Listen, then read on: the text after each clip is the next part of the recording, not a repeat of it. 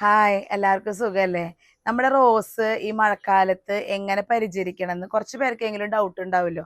അപ്പൊ നമ്മളുടെ ഈ റോസാപ്പൂ നിൽക്കണോക്കെ നല്ല ഭംഗിയായിട്ട് ഒരു പൂക്കൾക്കൊന്നും ഒരു വിരിച്ചലിന് ഒരു കുറവൊന്നുമില്ല കണ്ട. എല്ലാ പൂക്കളും നന്നായിട്ട് വിരിഞ്ഞിട്ടുണ്ട്. പക്ഷെ ഇങ്ങനെയായാലും ഈ ഒരു ട്രിപ്പ് കഴിഞ്ഞാലും നമുക്ക് നല്ല രീതിയിൽ പൂക്കൾ ഉണ്ടാവണം. എപ്പോഴും പൂക്കൾ ഉണ്ടാവണമല്ലോ. ബഡ് റോസിന്റെ പ്രത്യേകത അതാണല്ലോ. അപ്പൊ നമുക്ക് നാടൻ റോസ് ആണെങ്കിൽ വലിയ കെയറൊന്നും വേണ്ട. പക്ഷെ നമുക്ക് ബഡ് റോസിന് നന്നായിട്ട് ശ്രദ്ധിക്കണം. അപ്പൊ ഞാൻ എൻ്റെ റോസിന് വേണ്ടി ചെയ്യുന്ന കാര്യങ്ങളാണ് പറയാൻ പോണേ. എല്ലാ റോസും ചിലപ്പോൾ നമുക്ക് പിടിച്ച് കിട്ടിയില്ലെങ്കിലും പിടിച്ച് കിട്ടിയ റോസിനെ നമുക്ക് നല്ല രീതിക്ക് കൊണ്ടുവരാനായിട്ട് പറ്റും. ഇപ്പൊ ഇതിൽ നമ്മൾ നോക്കുമ്പോൾ കാണാം എല്ലാത്തിനും പുതിയ പുതിയ ഇലകൾ വന്നുകൊണ്ടിരിക്കുക. അപ്പൊ ഈ പൂക്കൾ വിരിഞ്ഞു കഴിഞ്ഞാലും പുതിയ ഇലകൾ വരും. ഇത് കണ്ടോ? ഇതിന് നോക്കിയേ, ഇങ്ങനെ മുട്ടില് ഇത് വെട്ടി കളഞ്ഞതാ. പൂവുണ്ടായി കഴിഞ്ഞിട്ട് വെട്ടി കളഞ്ഞപ്പോൾ ഇത് അടുത്ത ഇലകൾ എന്ന് വരും. ഇതിലൊരു കൊലയിൽ ഇത്ര പൂക്കളുണ്ട്. അപ്പൊ ഇനി നമ്മൾ പ്രത്യേകിച്ച് ചെയ്യേണ്ട എന്താന്ന് വെച്ചാൽ, ഞാൻ പറയട്ടെ, ആദ്യമായി ഒരു പ്രധാന കാര്യം പറയട്ടെ.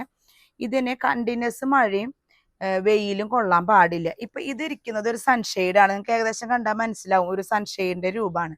അപ്പൊ അതുകൊണ്ട് നമുക്ക് നേരിട്ടുള്ള വെയിലില്ല, പക്ഷെ നമുക്ക് സൈഡിൽ നിന്ന് നല്ല രീതിക്ക് വെയിൽ കിട്ടുന്നുണ്ട്. പിന്നെ നമ്മൾ ചെയ്യേണ്ടത് ഇതിന്റെ കട ഇളക്കി കൊടുക്കണം. കണ്ടോ? ഈ ചട്ടിയുടെ കട നന്നായിട്ട് ആഴ്ചയിൽ ഇത് നന്നായിട്ട് ഇളക്കി നല്ല വൃത്തിക്ക് തന്നെ ഇളക്കി കൊടുക്കണം. അങ്ങനെ നല്ല രീതിക്ക് ഇളക്കണം കേട്ടാ. ഇളക്കുക മാത്രമല്ല, അതിന് നമ്മൾ വളം ഇട്ട് കൊടുക്കണം. അപ്പൊ നമ്മൾ ഇപ്പൊ ജൈവവളമാണ് ഇട്ട് കൊടുക്കണമെങ്കിൽ ഇപ്പൊ ചാണകപ്പൊടി, ആട്ടുംകാട്ടം, പിന്നെ കമ്പോസ്റ്റ് ഒക്കെ ആണെങ്കിൽ അതിന്റെ കൂടെ കുറച്ച് മണ്ണ് മിക്സ് ചെയ്തിട്ട് വേണം വളം ഇട്ട് കൊടുക്കാൻ. ഈ ജൈവവളം ഇടുമ്പോൾ തനിയെ നേരെ ചാണകപ്പൊടിയോ അല്ലെങ്കിൽ അങ്ങനത്തെ ഒന്നും ഇട്ട് കൊടുക്കാൻ പാടില്ല. ഇത് കണ്ടു? അങ്ങനെ ഇട്ട് കൊടുക്കുന്നത് കൊണ്ട് നല്ല ശക്തിക്ക് ഇലകൾ ഈ പൂവ് വിരിഞ്ഞ് കഴിയുമ്പോൾ, ഇതൊരാഴ്ചയായി പൂവ് വിരിഞ്ഞ് കഴിയുമ്പോഴേക്കും അടുത്ത ഇലകൾ നമുക്ക് നന്നായിട്ട് വരുന്നുണ്ട്. അതുപോലെ തന്നെ ഇവിടെയൊക്കെ പുതിയ പുതിയ ഷൂട്ടുകൾ വരുന്നുണ്ട്. നമ്മൾ 75 രൂപയ്ക്കാണ് വാങ്ങിച്ചു വെച്ചിട്ടുള്ളത്.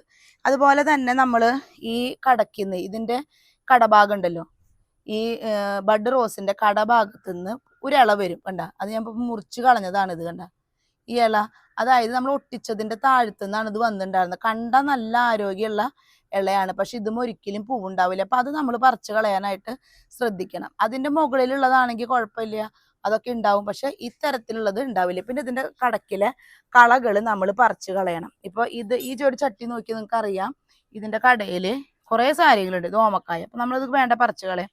ഇത് തുമ്പ. അപ്പൊ ഇതൊക്കെ നമ്മൾ ശ്രദ്ധിക്കണം. കാരണം അല്ലെങ്കിൽ ഇവരുടെ വളം എടുത്തുകൊണ്ട് കണ്ട ഇത്രയും വളം അവര് വലിച്ചെടുക്കും. ഇത് നമുക്ക് ചീരയുടെയാണ്. അപ്പൊ ഞാനിത് ഇപ്പൊ പറിക്കണില്ല, അത് പറിച്ച് വെക്കണം. അത് കണ്ടു? അപ്പൊ ഇത് ഇത്രയും ഇതിന് ഉണ്ടെങ്കിൽ ഈ ശക്തി മുഴുവൻ ഈ പുല്ല വലിച്ചെടുക്കുക. അപ്പൊ അത് നമ്മൾ ശ്രദ്ധിക്കണം. കണ്ടു? നല്ല രീതിക്ക് ചെയ്യുന്നുണ്ട്. പിന്നെ നമ്മൾ കീടനാശിനി അടിക്കണം. അപ്പൊ നമ്മുടെ ജൈവ കീടനാശിനി വേണമെങ്കിൽ നമുക്ക് സ്യൂഡോമോണസ് അടിച്ചു കൊടുക്കാം, അല്ലെങ്കിൽ വേപ്പെണ്ണ വെളുത്തുള്ളി മിശ്രിതം. ഇപ്പൊ ഇതിൽ വേപ്പെണ്ണ നമ്മൾ ചേർത്തിട്ടുണ്ട്. ഇനിയിപ്പോ രാസ കീടനാശിനി വേണമെങ്കിൽ നമുക്ക് അടിച്ചു കൊടുക്കാം. ഇപ്പൊ ഇംഗ്ലീഷ് മരുന്ന് എന്ന് പറയുന്നത് അതിലൊരു തുണ്ട്, ഒരു 2-3 ഡ്രോപ്പാണ് അത് 1 ലിറ്റർ വെള്ളത്തിലേക്ക് വേണ്ടോ. അത് ആഴ്ചയിൽ ഒരിക്കൽ അടിച്ചാൽ മതി കേട്ടാ. ജൈവ കീടനാശിനി ആണെങ്കിൽ 2 പ്രാവശ്യം അടിക്കുക, രാസ കീടനാശിനി ആണെങ്കിൽ 1 പ്രാവശ്യം. അതെന്തായാലും അടിച്ചു കൊടുത്തില്ലെങ്കിൽ ഈ പൂക്കളൊന്നും ശരിയായ രീതിക്ക് വിരിയില്ല, അതൊക്കെ ചുരുണ്ട് ചുരുണ്ട് പോവും. ഇതാണ് നമ്മൾ ഉപയോഗിക്കുന്ന വേപ്പെണ്ണ. അത് 1-2 തുള്ളി, അതുപോലെ തന്നെ ഡിഷിന്റെ 2 തുള്ളി ആഡ് ചെയ്ത് കഴിഞ്ഞാൽ വേപ്പെണ്ണ വെളുത്തുള്ളി മിശ്രിതമായി കഴിഞ്ഞു. പിന്നെ നമ്മൾ ആവശ്യമില്ലാത്ത ഇതുപോലെയുള്ള പഴുത്ത ഇലകൾ കംപ്ലീറ്റ് വെട്ടിക്കളയണം.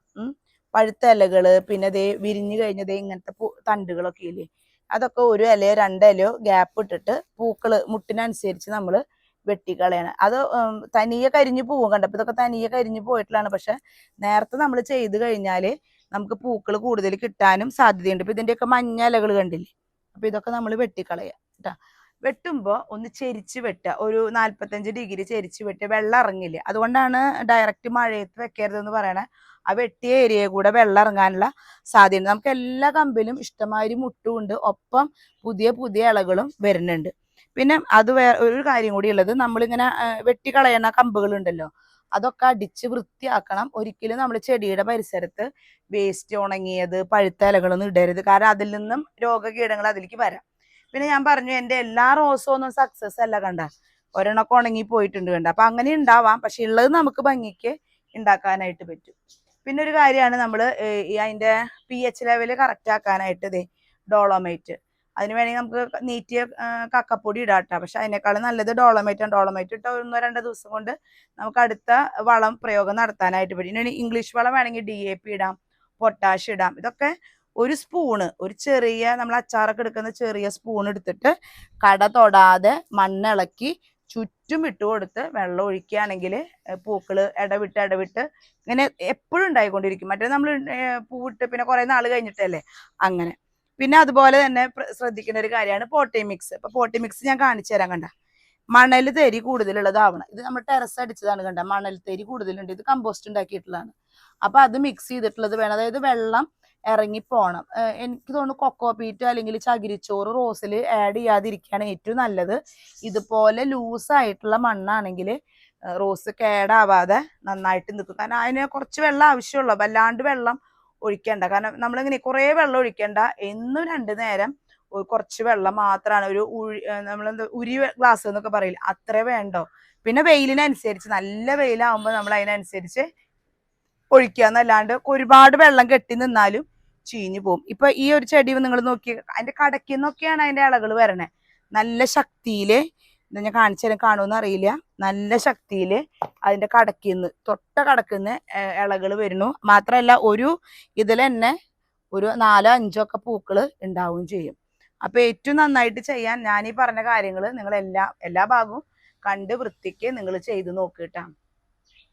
പൂക്കള് മഴ നന്നായിട്ട് കൊണ്ടു കഴിഞ്ഞാൽ പെട്ടെന്ന് കൊഴിഞ്ഞു പോകും. നമ്മൾ ഇങ്ങനെയുള്ള സൈഡിലാണ് വെക്കണേന്ന് വെച്ചാൽ നേരിട്ട് മഴ കൊള്ളണില്ലെങ്കിൽ പൂക്കൾ കുറെ ദിവസം നിൽക്കും. ഏത് റോസപ്പൂവാണെങ്കിലും പിന്നെ പൂക്കളുടെ ഇലയൊക്കെ ചെയ്യാനൊക്കെ തുടങ്ങും. അപ്പൊ അതിനാണ് നമ്മൾ ഇങ്ങനെ ഒഴിഞ്ഞൊരു സ്ഥലത്ത് വെക്കണത്. ഇത് സ്നോ വൈറ്റ് ആണ്, ഒരുപാട് പൂക്കളുണ്ട്. അതുപോലെ ഇത് വെൽവെറ്റ് റോസ് ആണ്. ഇത് നമ്മൾ സിംഗിൾ ആയിട്ട് മേടിക്കില്ലേ, 15 രൂപയ്ക്കൊക്കെ മേടിക്കുന്ന റോസാണ്. അപ്പൊ അത് നല്ല രീതിക്ക് നമ്മൾ മേടിച്ചിട്ട് ഒരു പൂവ് മേടിക്കുമ്പോൾ ഉണ്ടായിരുന്നു, അത് പോയതാണ്. ഇനിയിപ്പൊ ഇത് കാണണം, നിങ്ങൾക്ക് കാണിക്കാനാണ്. കണ്ടോ ഇതിനെ ഇവിടെ ഷൂട്ട് കണ്ട, ഇവിടെയൊക്കെ അതേ നിറച്ച് വരുന്നുണ്ട്. ഇതേ ഇവിടെ നോക്കി കണ്ട. അപ്പൊ അത്രയും ഇലകളിൽ നിന്ന് വരുന്നുണ്ട്. ഈ കമ്പുകൾ മുറിച്ചോടത്തൊക്കെ അതേ പുതിയത് വരുന്നുണ്ട് കണ്ട. പിന്നെ അതുപോലെ തന്നെ നിങ്ങൾ ചെയ്യേണ്ടത് ജൈവ സ്ലറി.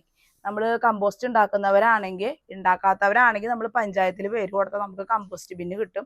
ആ ജൈവ സ്ലറി ഒരു 10 ഇരട്ടി വെള്ളത്തിൽ ഡൈലൂട്ട് ചെയ്ത് ഒഴിച്ചാൽ ഏറ്റവും നല്ല രീതിക്ക്, എനിക്ക് അതാണ് ഏറ്റവും കൂടുതൽ റിസൾട്ട് കിട്ടിയാണ്. അപ്പൊ ഞാൻ അതുകൊണ്ട് ചാണകപ്പൊടി ആട്ടുംകാട്ടൊക്കെ വളരെ കുറച്ചാണ് മിക്സ് ചെയ്തിട്ട് ഉപയോഗിക്കുക. ജൈവ സ്ലറി ഒഴിക്കുന്നത് കൊണ്ട് ഒരു 2 ദിവസം 3 ദിവസം ഇടവിട്ട് ഒഴിക്കുമ്പോൾ നല്ല രീതിക്ക് ഉണ്ടാവും.